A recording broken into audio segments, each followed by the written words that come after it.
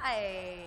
Okay, we have a really good panel coming up. How can we use data technology to fight food and nutrition insecurity? It's a perfect complement to what we just set the table with. So I'd love to invite on the stage Jinder Bhogal, Ezekiel Brooks, Denise Osterhues, and Rick Whitfield of U.S. Hunger, who's going to lead us in this amazing discussion.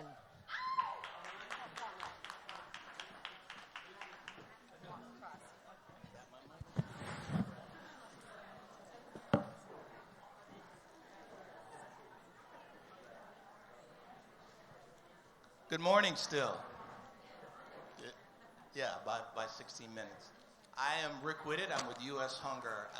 We are a community-based organization, a nonprofit, and we deliver fresh produce and shelf-stable meals to families across the country. So literally plugging into the community, listening to their voice. We capture their story, literally their verbatim story, as well as surveys. We've been doing this pretty much through the pandemic, having provided food to more than 170,000 homes across the continental U.S., shipped over 250,000 boxes of food. And I would tell you that's not the important thing. What is important is that we listen, harness the voice of those. And prior to the pandemic, as a nonprofit, we were so proud to talk about how many people we fed, how many homes we impacted, and we realized there was one question we never asked.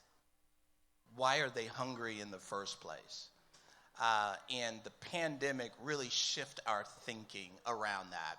And so what we began to do was carefully scribe and capture and document those very stories. And what we have found out is that those stories essentially provided for us a root cause analytics to addressing food insecurity. And so that's what we're going to talk about today.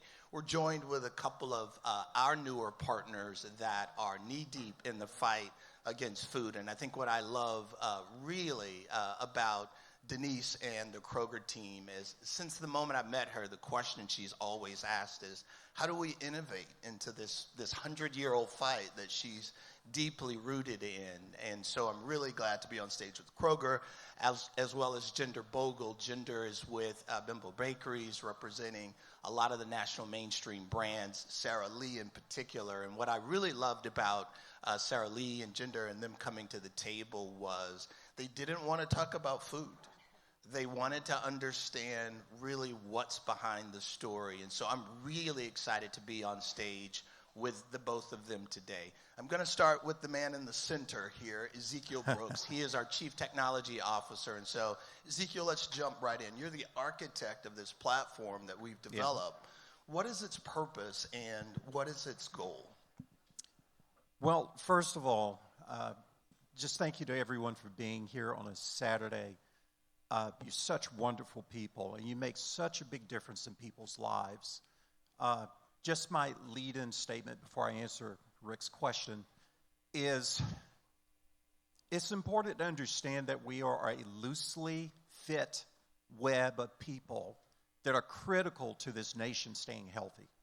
If all CBOs and nonprofits shut down tomorrow, we will be in a world of hurt. So having said that, congratulations for doing great things for the betterment of humanity and for your fellow man. And everything you do, whether it's alternative food, whether it's processes, whether it's data, whether it's software and systems, whether it's leadership, whether it's advocacy, those things are critical to helping our fellow citizens. And all of us together are going to get a better outcome. So thank you. A couple of principles that I want to talk about first before I address what we're doing with data and why does it even matter, is number one, our philosophy at U.S. Hunger, and especially in our technology group, is that any technology, data, or tools that we build should be used to free up humans to be more human, right? So instead of us fighting stacks of paper and looking at Excel spreadsheets and going through all of that pain to come up with actionable intelligence, the tool should serve you to enable you to force and multiply yourself, right? And so that's one principle. And the second one is to make sure that that technology, especially with AI machine learning in the picture now, are used to preserve the dignity and serve people with discretion. The biggest barrier to helping people actually is shame. Is shame. We all know that. But we can use the technology in an effective way to force multiply efforts. So to answer your question, Rick, what's the role of data? I see it as a 3-phase approach over the next however many years that we have to do this mission. 3 phases. Phase 1 is giving firefighting, right? If you use the firefighting analogy, you have to give firefighting departments fire trucks. They got to have the tools to put the fires out. Fires of food insecurity and other problems. Yay, great. We've all been doing that for a long time, but the problem is if there's never education, if there's never investigation, if there's never collaboration on getting to the root causes, the fires are just going to continue to rage and burn and start all over again, right? And the third level of that is making sure that the next level of first responders who are other CBOs that deal with mental health, the root causes of SDOH, have an opportunity to have tools as well to handle the wave of people coming in from us feeding effectively and diagnosing in the first place. So as far as data goes, I have like a minute here. I'm going to try to get through this quickly. Yeah, I'm sorry. I'm not trying to take a soapbox here, but I'm just very passionate about this. I've lived this experience of being hungry and food insecure and being ashamed. And so we want to build tools that center our solutions around CBOs, healthcare, government, and philanthropy. Very often, these entities around the wheel, we are communicating through backdoor channels, emails, spreadsheets, phone calls, but there's not a collaborative system where we can interact with each other. And so our goal is to build systems that allow all of those major stakeholders to participate. And then we want to give all nonprofits tools and solutions, especially using AI and machine learning, in order to give you a bigger fire truck to put out more fires with the same number of people, which is really what it's all about, right, is to make us more effective. So, thank you, Ezekiel. I appreciate that. And I think what's so unique is that we are a community-based provider building the system. So we know what the provider needs, because that's our reality. And it's been very interesting. We're not a large CBO, but what we have seen data and technology do in terms of mushrooming our impact is incredible. It's incredible. So thank you for the work. I appreciate it. Jinder, I want to turn to you. So Sarah Lee is really focused in on a campaign around moms. And it's very interesting. As you are preparing that campaign, you wanted to put purpose and meaning to that. So I'm really interested in understanding how this partnership, this conversation really aligns with the social impact strategy of Sarah Lee. Yeah, absolutely. The word campaign actually gets under my skin a little bit because we started with the purpose. We started with why. The campaign, the outward communication, it's just an output of who we are. So Sarah Lee is an iconic American brand. It's been around for generations, for 74 years now. We have awareness levels across America of well over 90%, so people know Sarah Lee. But when we look in the mirror and try to understand what we really mean to people, and we've asked consumers these questions, they didn't quite know. What they know is that, they trust us to provide their family with really good quality food and nutrition and taste that the family loves, but they couldn't tell you what we stood for. In fact, we've had people say that we are so mainstream, so broad-reaching, that it kind of lost appeal. Like, is Sarah Lee for me? Because you're kind of for everyone. So with that, we set out on this path, on this journey about a year and a half ago to find our meaning, our purpose, our reason for being, however you'd like to call it. And to do so, we looked internally at what we are uniquely suited to do, and we looked externally at what the world needs. And when we looked inside, we actually go back 74 years ago to 1949, and we start at the brand history, which is a great place to start when you're trying to identify your meaning. And what we found was a love story, a really beautiful love story from a father to his daughter, where Charles Lubin, a bakery entrepreneur in Chicago, was releasing his line of new cakes, which were top-notch, best ingredients, high quality. And who did he name that line after? His 8-year-old daughter, Sarah Lee. And in doing so, that was just a commitment to the love and quality that he put in every product. right? So there's been a love story that's been a part of our brand DNA since it began. But then when we look at the outside world and who we serve, which is largely moms, mom is the primary shopper for Sara Lee bread and Sara Lee products, we have to understand that mom's life is chaotic, right? She's working hard in and out of the house to provide for the family. Right? Show of hands here. How many of you are parents? How many of you have kids at home? It's crazy, right? Like it's crazy. So there's that tension at home already. Add on to that we're in this digital boom, this technological boom, where the rate of change is accelerating every single day, and that adds volatility and uncertainty and chaos. And on top of that, we lived through a pandemic where the rate of women exiting the workforce was significantly increasing. The rate of single motherhood was increasing. So there's this heavy burden on women who are trying to manage it all, right? So despite that, there's a human truth that mom will sacrifice herself for her family, and she will sacrifice her food so that other members of her home don't go hungry. But then the question that we started to ask was, who's looking out for mom? And we felt that since Sara Lee and moms have walked hand in hand for generations now, she's trusted us on her tables. We've been there for her as a support mechanism to give good food very conveniently to her family. We felt that we could do more. So we are taking it upon ourselves to be an enabler for mom to worry less about the burdens at home, the burdens of food and resource insecurity, to be able to focus more on what really matters, which is those moments of love with her family.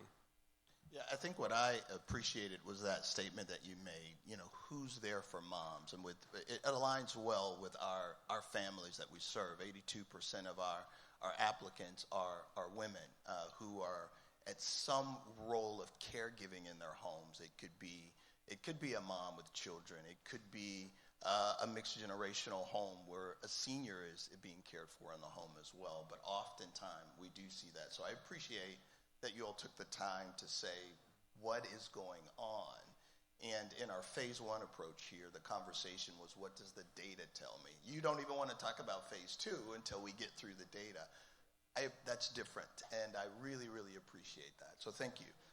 Want to jump to you. Denise and I have been talking on and off for about 3 years, and I think what I loved is she's always going, well, how do we do it different? How do we innovate? So when you think about that, it looks like Kroger is expanding and innovating in how you're thinking about the fight against hunger and waste. I would love for you to talk a little bit about that, because there appears to be, when I think about health equity and food as medicine, clearly you're expanding how you think about this and what the strategy should be. I'd love to hear a little bit more from you about that.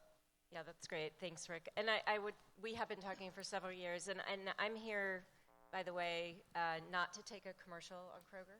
Yep. I'm here because I want to lift up the work of the organizations like the ones that Rick and Ezekiel represent, and Jinder too, but the people really trying hard to do the work in the communities, and I think that's part of our role as the Zero Hunger, Zero Waste Foundation, is to find organizations with really unique new approaches and solutions that we want to support. So what I love about your work, before I talk about our work, what I love about your work is that you are coming at it with some data and measurement and kind of an underlying care for the people you're serving.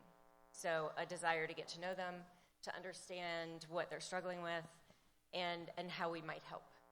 So I love that. And I think this year we did, and our work aligns with, you guys might have read about all of the focus on the National Strategy for Hunger, Nutrition, and Health through the administration's work and some of the commitments that have been made to support that strategy and improve health and health equity. So one of the things we could do, because we always kind of look at our toolkit for how we can help, one of the tools is the Zero Hunger, Zero Waste Foundation's Innovation Fund. So we committed that for 2023, our focus for funding would be on this area of food as medicine, and trying to improve health outcomes for millions of people. So it's a pretty broad statement, which again is why we had Village Capital dig in and do the work to help us understand what that means and what areas are already well-funded and where there is an opportunity to make a difference. And I think the other thing, too, is we actually want to know if the work is improving health. Like, we can feed people all day long, year after year, but are the health outcomes changing, and are their lives changing? And I think that's where we've been struggling to really understand the underlying conditions that create the need, and then document and find the data to report if the interventions are helping. Yeah. And that's kind of the beauty of the conversations here. Yeah, it is when you look at some of the work, particularly that Centers for Medicare and Medicaid Services are doing. We've been tracking that very closely, and it's interesting. For the first time, we are seeing real teeth around health equity and the push to ensure that from a healthcare perspective, that those health providers and plans are really focused on documenting first and solutioning SDOH, which I think is critically important. And so we're tracking things like Z codes, and most folks, even healthcare, hadn't used them to this point. But they're a documenting code right in the ICD-10 medical coding system that documents SDOH. And so Ezekiel and his team have been tracking that. And so with every story we read and every survey response, our system is also categorizing those from a Z code perspective. And so why do we talk about, we're talking about hunger, but then we're talking about healthcare, and Kroger is talking about health equity. Well, when we look at our population, 7 out of 10 of the applicants that come to us are reporting major chronic illnesses. Hypertension, arthritis, diabetes, heart disease, and guess what's in the top 5? Obesity. So it's not about just not eating, it's not eating well. And so we are looking for those ways to really highlight that so that we can cross that bridge. Often we see the corporate responsible players of the world. We see healthcare, we see CBOs, and then there's a dirt road in between with no railroad track.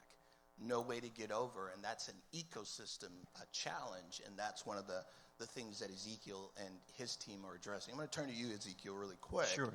We one of the things we love about our board, they made a big, bold statement to us when we went down this path 3 years ago, and it was, how do we give this away? I'm like, okay, I'm coming from 30 years in banking, processing that first of all, going, okay, that's right, I'm doing my penance, I'm doing good, we're on the right side here. But honestly, that is a challenge that they have brought to us. How do we give this technology away? And so I know one of those ways is a public-facing tool that we're diligently working toward. Can you talk a little bit about that? We haven't named it yet because everything we thought was clever has been taken. But can you talk a little bit about the lived experience mapping tool and what's the purpose of that? Yeah, sure. We call it Project Lex because it just fit perfectly, but we're working on the name. So with Lex, we've been working on that furiously for, I don't know, maybe 8 weeks or so, 6 to 8 weeks. It's been in concept for over a year based on the vision that Rick and the board and others have set forth for us at U.S. Hunger. So basically it's a tool that when you go to the page, it shows you a map of the continental United States, typical mapping tool. But what's different about it is it only has basically one thing that you can play with. You type in a question. So it queries all of our U.S. Hunger databases. And, for example, how many families in the Northeast have mold in their homes? Meaning applicants who have asked us for help. We gather all this information. And Lex will dutifully go out into our SaaS platform, dig through, rifle through all the answers, and show you on a map with nice little colorful circles and clusters and show you where those families are that are having problems with mold. If you're a national provider, you could ask, how many families in the United States suffer from pest infestation and have asthma? It can answer that for you. It'll throw the answer up on the screen and tell you to break down per state. So how does that help other nonprofits? We're trying to give this away. So once we perfect it, and we find a way to subsidize the subscriptions, to pay for it so it keeps running and all of that, is to empower all of you, if you would like to use it, to be able to go there and ask a question about your service area. You could ask it about zip codes and counties and cities and all of that, and it would tell you what's going on with people that have asked U.S. Hunger for help. So our database right now is it's headed north of 160,000 people, families that have asked us for help. So the application for this tool, Rick, even the mandate that he and the board have given us, find a way to give it away. We're trying to use technology, AI, machine learning, to force multiply you so that one person can do the work of 10, 15, or 20. You remain the human compassion and care component in the equation. Yeah, you know, and I think what's so cool is that that Z code work you're doing in the background. So hopefully not only are we helping other CBOs and other players in this space understand the impact in their areas, right, and the variety of root causes behind hunger, but hopefully, and this is kind of a big dream of ours, is that we're creating a path for funding for those organizations, right, by enabling them to connect to healthcare or other players and have that Z code filing tool right in the system in itself. So it's a big idea. It's a big concept. It's a big dream, right? But we think it's very possible. I would add this, is that if for those who are in more of the corporate healthcare space, one of the biggest problems that nonprofits have is we don't have a clean way to communicate with you what the funding needs really are so that you know your dollar impact and return on investment. Well, using tools like Lex, and there will be other solutions we'll come up with, it can spit out reports about applicants that say that, depending on the classification system you're interested in, it could use ICD-10 Z codes as one type of report, but there's also Low Inc., which is another standard. And as nonprofits, I would strongly recommend that as you have time, start digging into some of these standards, because Centers for Medicare and Medicaid Services are starting to put the screws on everybody to say, guys, we got to show greater return on investment here, especially for government dollars. And so that will become part of our collective worlds over the next few years. So yes, the tool can be used to give quantitative standard outputs to people who need that information to justify funding. Yeah, so I'm going to turn to you, Jinder. Talk a little bit about why these stories are important. Why do they matter to your organization specifically? And how does this evolve the engagement between your brand and your consumers? Yeah, well, I think coming from a marketing perspective, you know, our job as marketers is to create value for people, for consumers. This is their hard-earned money, and we need to put products on the table that are worth buying, right? And to make sure that we're addressing their needs, we need to create value. We need to have empathy. We need to hear their stories and their needs. So as marketers, we can be guilty at times of thinking first with our mouths and talking about, hey, here's this great product. Here are the features and benefits. Isn't it great? But the reality is we are much better served if we first think with our ears, right? Open them up, hear the stories, and really listen to what people need. And also open up our hearts to feel the position that people are in who are seeking solutions. So that's where the stories come into play. And these stories are so rich because they provide such great context around hunger, and they let us know that it's not necessarily just issues with hunger. There's so much more to the story and so much that is creating hunger in the first place. So that helps us to contextualize what the need really is so that we can better serve. And with that, for a brand or an organization that is going to take on purpose and impact as part of the core of what it does, they're essentially gaining a new set of consumers. And they may not be consumers of the product per se, right? But they are consumers of the impact. So if we are to serve those consumers as well, we need to understand their needs very deeply. Yeah, you know, something that I always say is the most flexible social determinant of health is food, right? You can go from lobster to steak to chicken to ground beef to beans and rice and beans. There's no equivalent of that for utilities or rent or transportation or healthcare access or paying for my I can't take a pill, take half a pill, take a quarter. If I do, and many of our families and applicants do, it creates major health issues. And so what we're finding through just listening to these stories is that food insecurity either creates or exacerbates current healthcare issues. And so they're inextricably connected. Very difficult to disconnect those two things. And it's very knotted. Ezekiel and team were kind of looking, we just kind of overlaid our applicants with HHS regions and some of the Kroger locations, about 2/3 overlap, just to go, like, what are those things? And you're able to kind of see some of what those root causes are. And what we're finding in our food system, if all of the focus is on food, you're actually downstream splashing in a puddle. And to really impact food insecurity, you have to go upstream and look at those things that are tethered to food insecurity, like transportation issue and economic stability, those issues. If you are down in the puddle of food, as big a puddle and as important as it is, you won't solve food insecurity. But if you could go upstream, and in that story, the mom is needing economic instability, and you can begin to address those upstream issues, the puddle splash is a little smaller. And that's what we're learning. And so that starts with understanding, I think, two things, how to ask and how to help. And I think one of the things that U.S. Hunger has figured out really, really well over these past 3 years is, how do you ask? Well, it starts with understanding social determinants of health. That's kind of these factors that impact the health outcome of our population. Those things are not data, and they're not clinical, which is some of the reason CBOs get it really well and others don't. It's personal and it's intimate.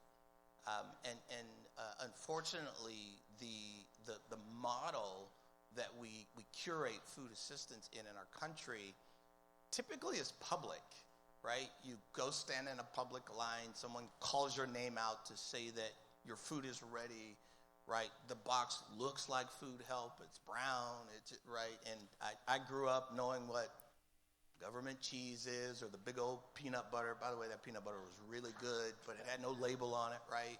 I understood that. So when I saw a brown box, that meant something to me. And I don't want a brown box, right?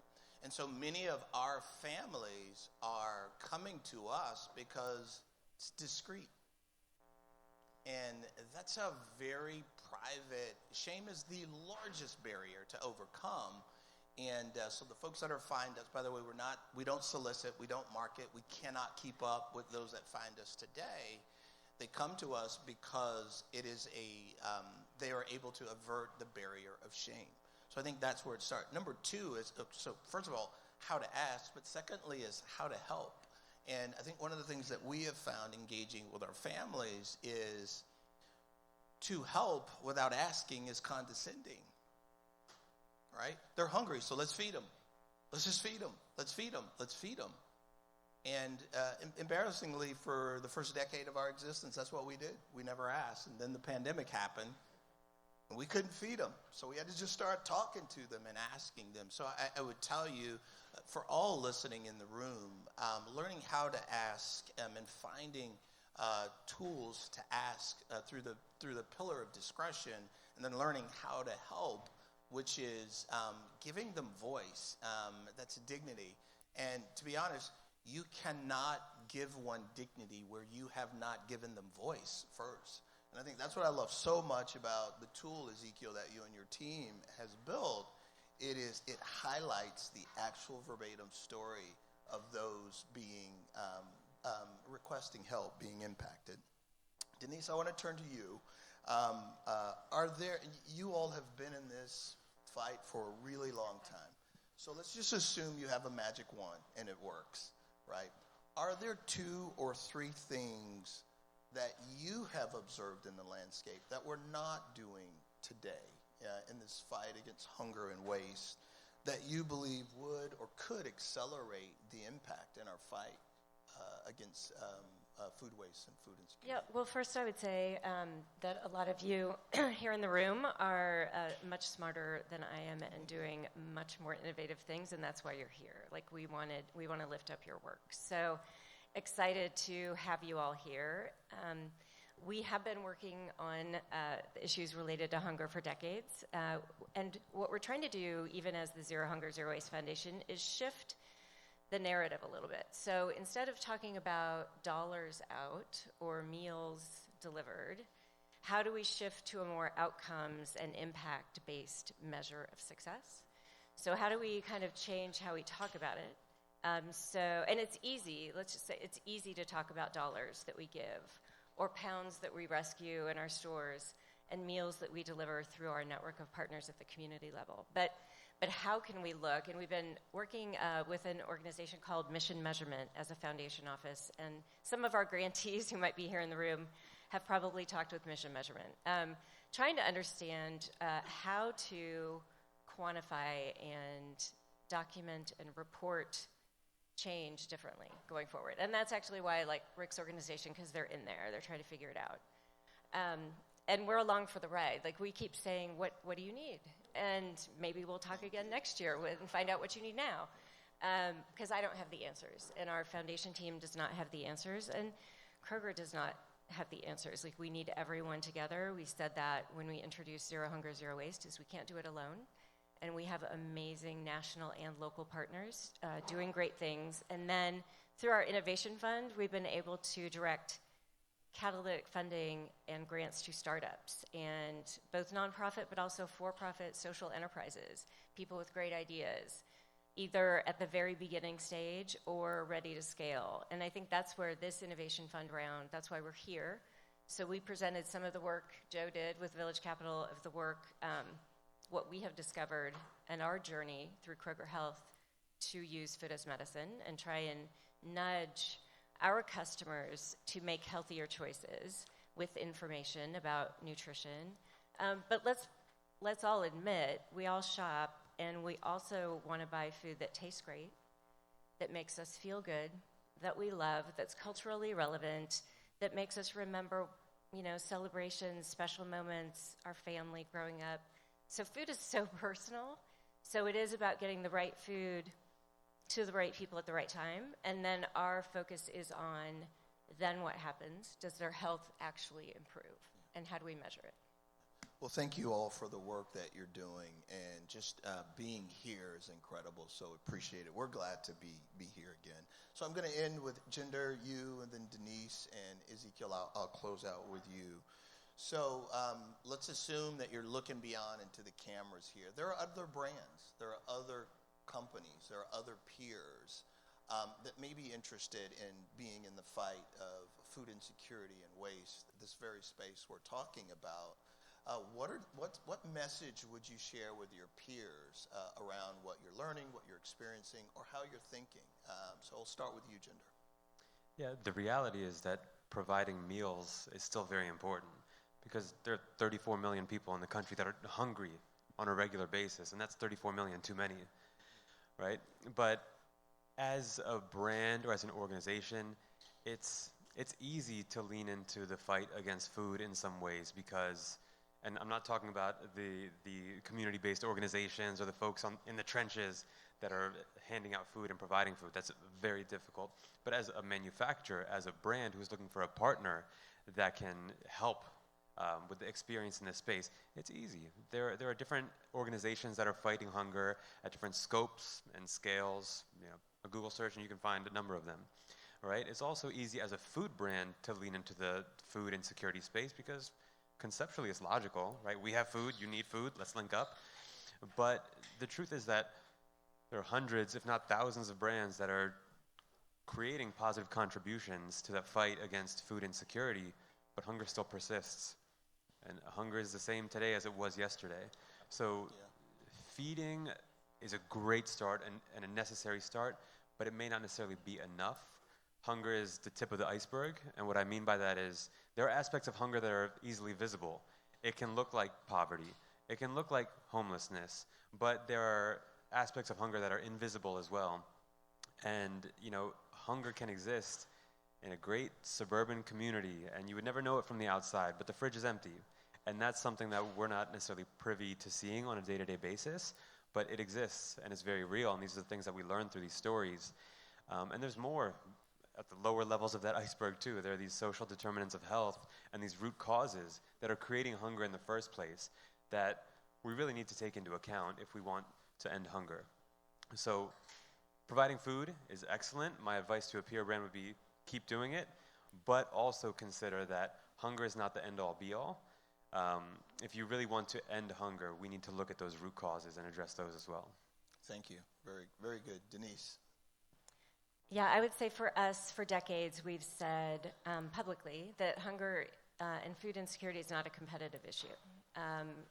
It's just not. So when we've learned how to do something that is helpful, that either rescues more food, for example, in our stores or across our facilities, and distributes it in our communities, we share that. So we've been pretty open and transparent about what we're doing and what we're learning because we want other people to do the same thing. And sometimes we also look at what they're doing and see if there's something we can learn there. So we are very much coming at this with an open mind and spirit of collaboration and a willingness to work together. And there are some others in the room that you'll hear from in the next couple of hours that we work with who also convene groups, including us, to be at the table and talk about hard things together. So we know their names. You know, I know some of the same people are on the calls with us, and when we see them at meetings from our other retail friends, we have a lot to talk about. And as long as we do it in the following all the rules related to competition, again, we typically agree that this is a place where we should work together and not separately, because we have to learn as we go. Yeah, collaboration is just, this doesn't work.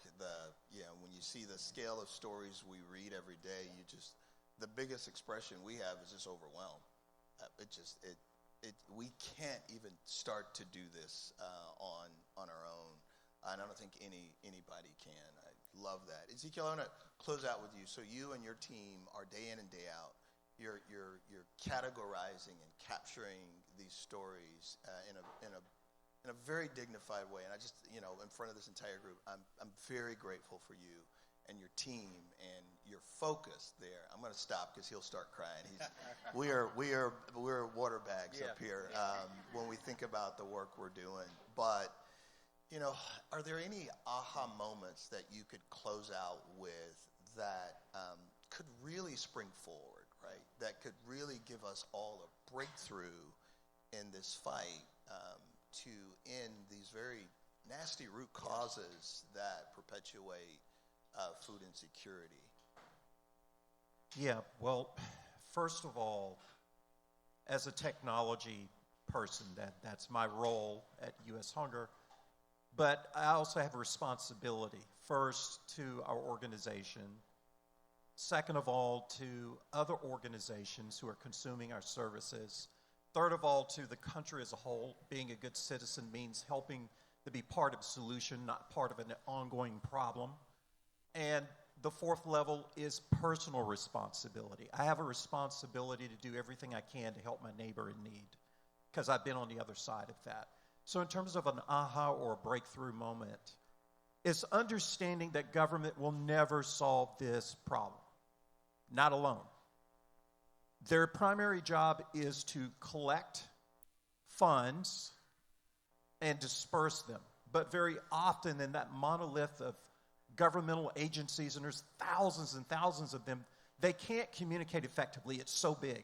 So what presents itself here is that corporate partners like Bimbo Bakeries and Kroger and others who have a strong sense of corporate responsibility and ethic, they need to make money.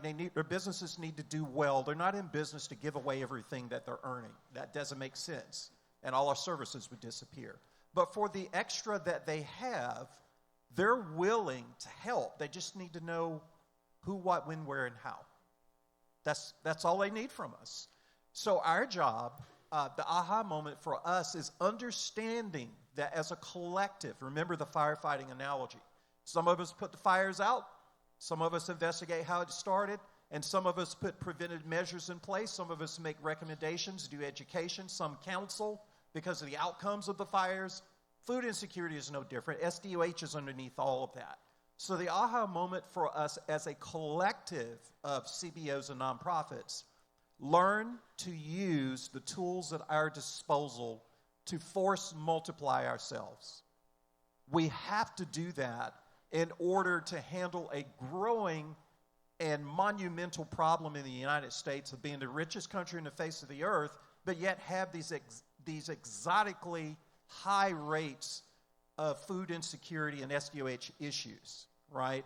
It shouldn't be that way here. So we can help our governments on different levels break through by telling them, first of all, we want to do this as efficiently as possible. We want to put out as many fires as possible, as efficiently as possible, so that Bimbo and Sarah Lee are not just throwing money at the wall.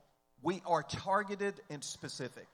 After that, we want to be targeted and specific in pointing out to them and to the U.S. government, hey, here are the root causes. Let's throw a little bit of water on these things. And over time, doing it in a phased approach will make a dramatic dent in food insecurity and SDOH-related root causes. So appreciate that. Took some of my closing thunder, and that's quite all right. we seem to think a lot alike lately. You know, as we wrap up, you know, I spent 30 years in corporate banking. So I remember sitting on the other side of this table with market leadership groups and others. And one of the common conversations that always came up in this world of philanthropy and doing good is, what's the ROI? What's the ROI? How do you determine ROI? And like every time, and I was actually one of those business guys going, what's the ROI? But what's the ROI? Here's what I've really been awakened to now being on this side of the aisle is that question will continue until there's good data. You cannot determine ROI without DATA. You just can't. And so that's the work that we're trying to do. And I would encourage other community-based organizations and impact groups that you're going to still hear that question until we really take a view at data very seriously. It's very important. And I hate using the word data. I know it's a business term. We're really talking about collecting the stories and what is impacting those lived experiences that are occurring. And I think as we begin to really close that gap, we will find ourselves starting to answer what the true return on investment is. There is a social impact. There is a social return on social investments. And our job as community-based organizations, while, you know, the Sarah Lees and the Kroger, listen, we couldn't be up here. We couldn't do what we do if those organizations did not come and provide the funding to us to allow us to do this work. And so we see the value of that. And I think if I were to speak to my peers on to give a turn to what I asked you to do, to our community-based partners out there, the standardizing data is critical. There is not an incredible brand out there that they don't make the decisions. They make data-driven decisions. And on the community-based and the social impact side, we have to do the same thing. It's even more important for us. Why? Because we're in the business of doing good. And so we have to begin to focus in on driving a very high data standard and being able to communicate the impact that our organizations are doing. And so I knew that we would take up all the time and not leave much time for Q&A. But unless I get a cue, I think we're about... we got one question. All right, you may be the lucky one to get it in.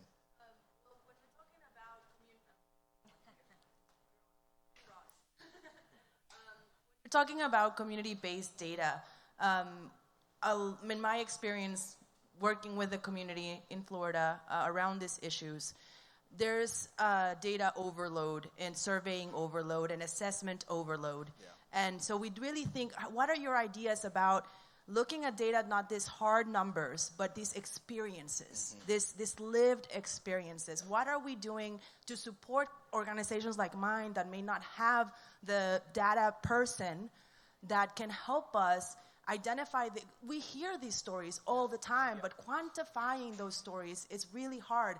And then the platforms that we have available to use are expensive, and even at the nonprofit rate. So what are some of that solutions? Yeah. You know what? I I feel your pain so much. I'm fortunate. I am so fortunate to have an Ezekiel Brooks in-house, someone who's a 30-year architect who understood this work. Because I was asking that same question on day one, going, I don't even know where to start. I don't know what to do next. And if I were to guess, you have a variety of systems that don't talk to each other either. That's one of the things he's designing. We don't have a lot of time to go into that, but what I will tell you is we're collecting the story itself as well as the survey. And we're very careful on who and how we're partnering today, because the folks coming to us, it's about, we're the fourth or the fifth bounce. So, and to your point, they're going to these different services for help, and they're filling out the same application, and often in closed-in systems that aren't built by nonprofit technology folks like us. They're built by for-profit. So those systems are closed in, they don't work, and they don't want to work, and they don't want to share.